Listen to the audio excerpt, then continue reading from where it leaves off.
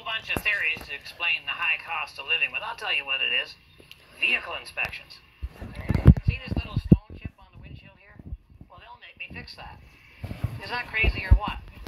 I mean, what is the point of being able to negotiate an automobile purchase of $25 if I then got to spend $100 putting a new windshield into it? That's a recipe for disaster. Well, I have a different recipe.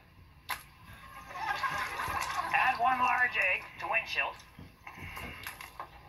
Using handheld convection oven, cook egg until no longer runny.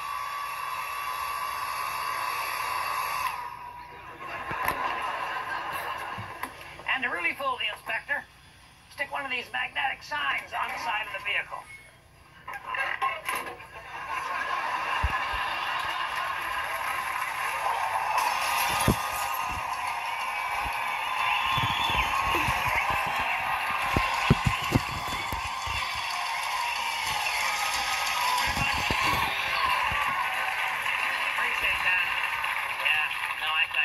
I'm a little bit upset. Look what happened to my mailbox here.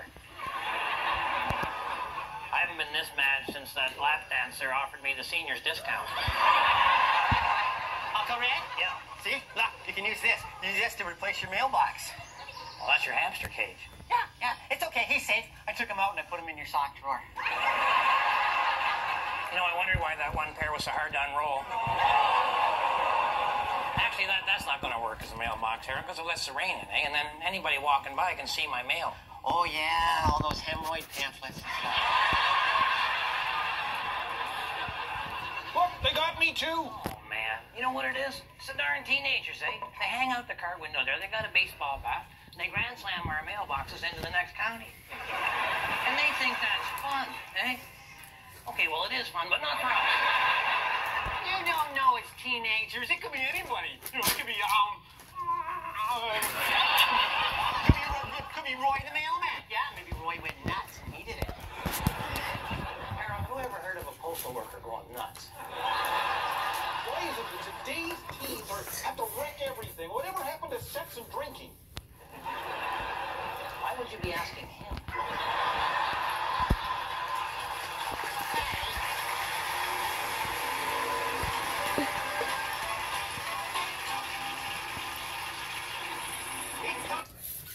Word game!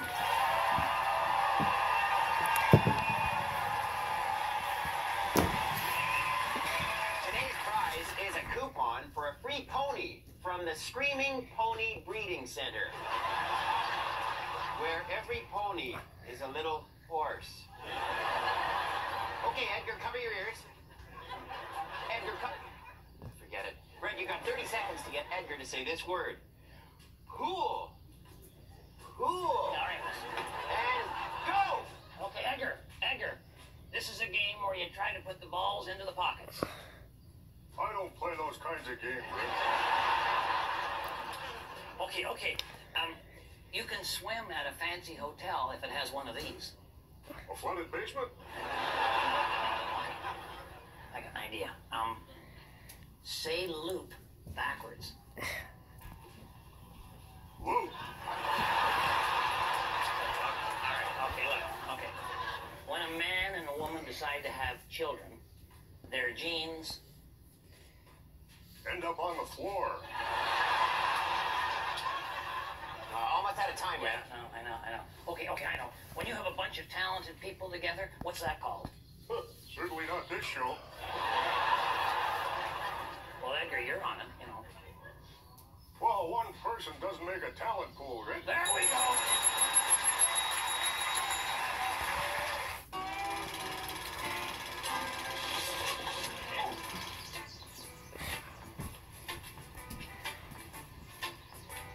Can you smell me now? Yeah. Good.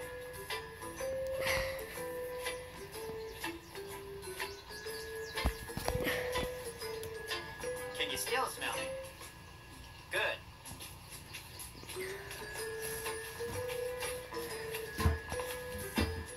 Can you smell me now? Good. Can you smell me now? Good. Rothschild Sewage and Septic Sucking Services. Can you still smell me? smell bad, so you don't have to. You know, I'm a guy who likes to eat a lot of hot dogs. You can probably tell. I cook them myself on one of these barbecue grill units here, and I always cook way too many, but there's never any left over. So my wife got me this bike, hoping that if I ride this thing, I would drop a few pounds, plus I'd be farther from the food. I'm thinking, there's a way to ride this bike that will actually enhance the hot dog barbecue experience. Okay, first thing you want to do is remove the rear wheel.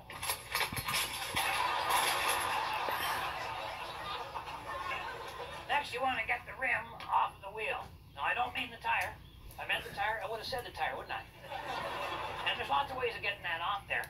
You could cut that with a torch. You could hack it off with an axe. You could just whale the whole thing on a big rock a few hundred times. But the smart way is to take a pair of side cutters and cut the spoke right where it meets the rim.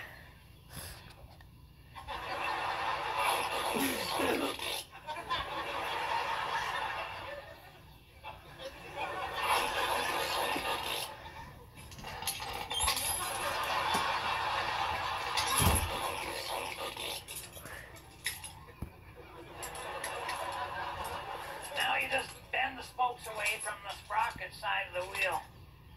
They're easy to bend. Bikes are generally soft-spoken. And these aren't just spokes anymore. They're skewers. I mean, hot dogs taste good anytime, but they're even better after they got a few miles on them.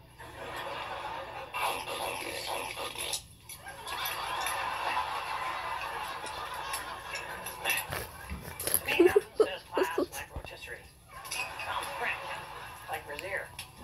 And to make a rotisserie turn, this is the part that Bernice is going to love. Because I'll be riding the bike. Had to add a little extra chain and brake cable. But she's all going to pay off. Because I'm not just getting exercise. I'm peddling my wares. Remember, women don't find you handsome.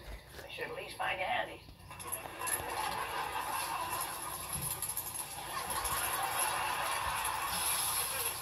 Now at this point, I like to add a little barbecue sauce. No problem.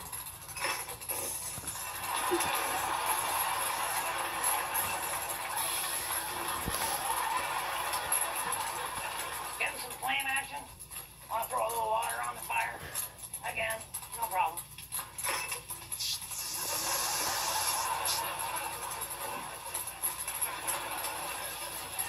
Okay, if the water doesn't put out the fire, all we got to do is pick up the pace a little. Don't forget, this is a 10-speed.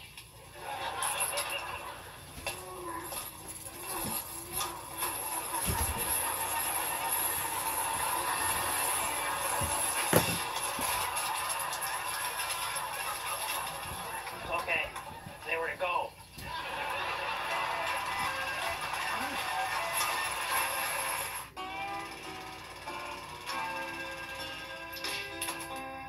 I have a little advice for all you guys out there with beards. If you've had your beard for 5 years or more, that's a commitment.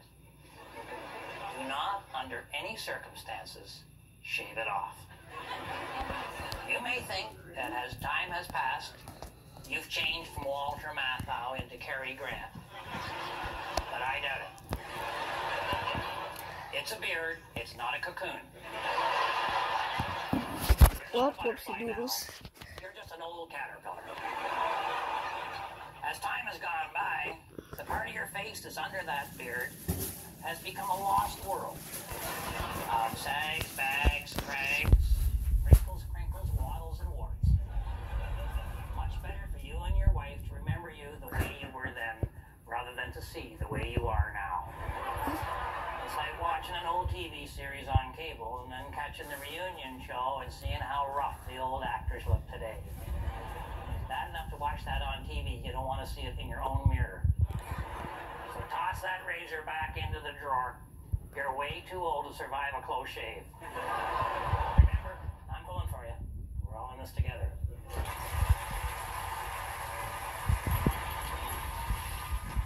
How do you guys feel about the way leading men are presented in today's movies? Well, I haven't seen any of them, but I'm sure they're all crap. Well, I think there's a problem there, you know. Women get one look at these Hollywood fancy boys, and all of a sudden, their own husbands seem somehow lacking. I agree with that. You know, guys like Brad Pitt and Leonardo DiCaprio, middle-aged career criminals to get that all-important second date. You know, I've been wondering lately if Ben Marie still finds me attractive. Well, that's crazy talk. She never found you attractive. I'm serious. I got into bed last night. I was feeling amorous. She completely ignored me. Well, it might help if you slept in the same room. Well, maybe we should work on our appearances. What if it worked out? I tried the Stairmaster once. Did it work? Nope. Started it for half an hour. You know what, though? We're missing a big detail here, see? The leading Hollywood men, you know who they hang out with? The leading Hollywood women. They're not cruising up here to Possum Lake to try to steal our wives. Yeah. You know what it's like? It's like my business. I might not have the best store in the country, but I got the best store in Possum Lake. You got the only Let's not nitpick, okay, buddy? Okay, but that's a good point here. See, the easiest way to be the best man in a woman's life is to be the only man in their life. Exactly. Exactly. Okay, here's the deal. I need to be the only man in Anne-Marie's life. So I want you two to promise that you won't steal Anne-Marie away from me. Well, you got my word on that one. Good. Correct. I've been waiting to catch a mailbox vandal. You know what these are? Iron filings. You been grinding your teeth? Iron filings. I put them inside the mailbox, right? And then whoever smashes it, all I gotta do is take my handy-dandy metal detector here, right? And then I just go... Harold, we're trying to catch a criminal, okay? If I want a science lesson, I'll clean out the fridge. Well, we just can't keep buying new mailboxes. I know, you know, Dalton's store is almost sold out of them. That's why I made this baby. Grab that baseball bat, Harold. I want to show you something. Okay? Yeah, get that over here and just pretend you're the vandal. Smash my new mailbox, huh? Well, what if it goes flying off and smashes something beautiful like...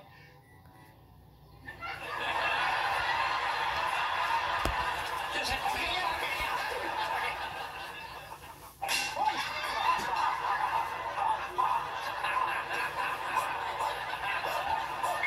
Harold?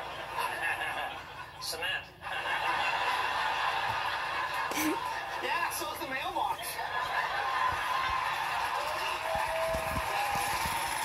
Well, the plan was we were going to have a little fishing trip in a canoe, and Winston loves to fish more than he loves to help. So he just goes out at the end of the dock, get all the stuff there, and I had the cooler, and then Walter kind of a show off the way he does the launch of canoe. Be more brawn than brain. He forgot to actually put a rope on the canoe. So I have really just the one question. What were you thinking? So I get the anchor rope there, and I figure if I could maybe just hook into that. It's a metal canoe, shouldn't be. That's a nice shot, and then just start pulling her in, but there was a kind of a sandbar there, and it had some foliage on it. Next thing you know, the canoe's all wedged on there real good, and so I just asked her, do you mind, Winston? Do you mind? I hate to interrupt your fishing, but if you could just help us. Well, man, you know, whenever you get two or more men doing something, a lot of them are helping, but there's always going to be one guy who, well, how can I put this? Well, he's faking it, really. So I figured I'll switch from manpower to horsepower, hook up to the possum van, and I was just going to holler away there. But I thought if the guys could get some waves going, so I'm saying, you know, jump up and down, it's a floating dock. Jump up and down, just get a few ripples, something going on. There we go, that's it, that's the idea. And the possum van's got the 318 in her, still got a lot of jam, so I probably was a little over-aggressive and a lot of loose rocks and stones and what have you, and that was it. Well, we got our wave, right? And watch your head there. Okay, so I figured I could see Walter swimming over to the dock, and I wasn't quite sure where Winston was, and I got Walter up here, but so far we got no Winston, we got no canoe, but he pointed out that Winston was fishing.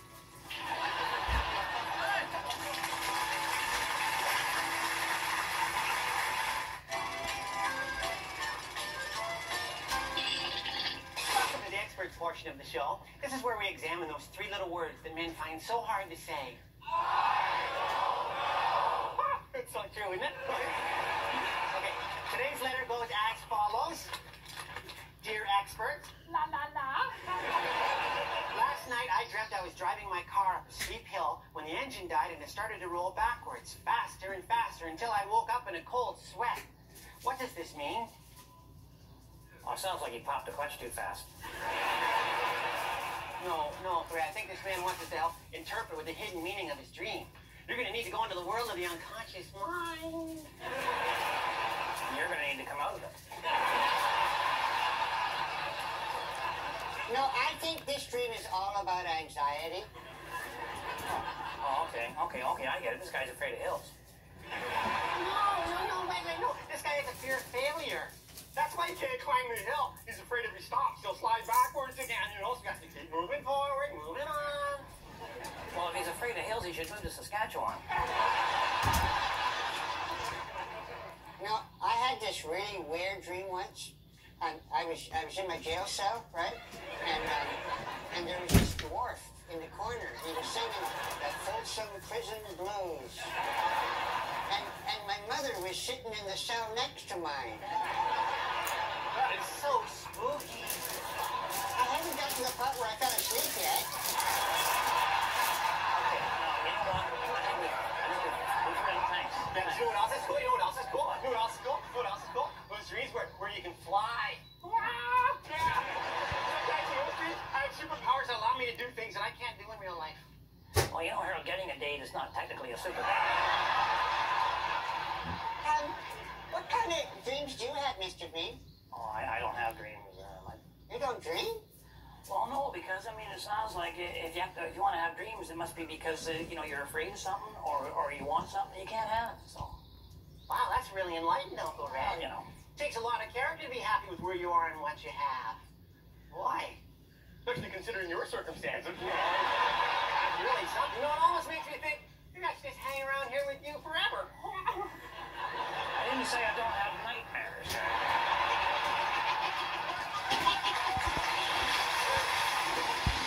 You ever notice how when a man makes his bed, his wife will usually come back in and make the whole darn thing all over again? I've seen Bernice come back in here and tuck this thing in tighter than Joan Rivers' face. So it's not really worth it for a man to put a lot of effort into making the bed. And when it comes to the business of not making an effort, I'm the president and CEO. What we have here is a bed that makes itself. See this string? Got this attached to all four corners of my bedclothes. And they run down through these eye bolts that are attached to all four corners of the bed. And they all meet up here. This is one of these retractable dog leashes. So at night, I let her out a few feet so that Bernice and I have enough lead to roam around a little. And then in the morning, I just press the button. Heel.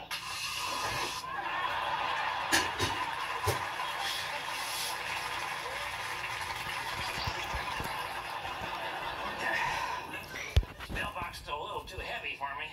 I figure that's the cement cures we'll get later. Uncle Red, we just got a phone call from Junior Singleton. They think they caught the guy who's been smashing the mailboxes. Mike and Dalton are bringing him over right now so I can scan him. Harold, I don't understand what you're saying, and I wish I cared. The iron filings, I put them in Junior's mailbox, so whoever smashed is covered in the filings. Yeah, filings that can be picked up by this metal detector. See, it works just like this.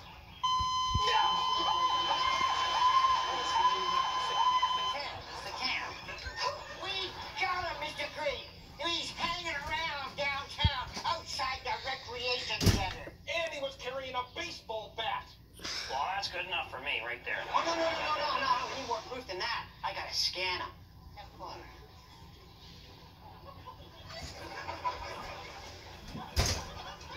Maybe the metal detector's not working, Harold. Oh, yeah.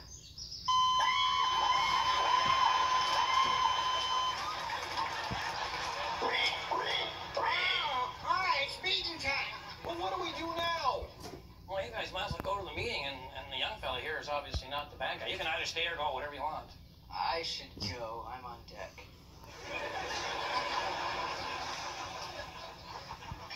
Dalton, hang on a minute.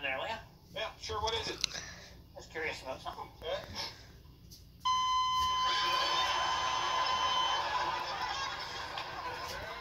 Pretty good year for mailbox sales. Yeah, man has to make a living, you know, and hoping we could keep this our little secret, you know. What? Well, what say you pay everybody's lodge dues? What is your problem? Go with that.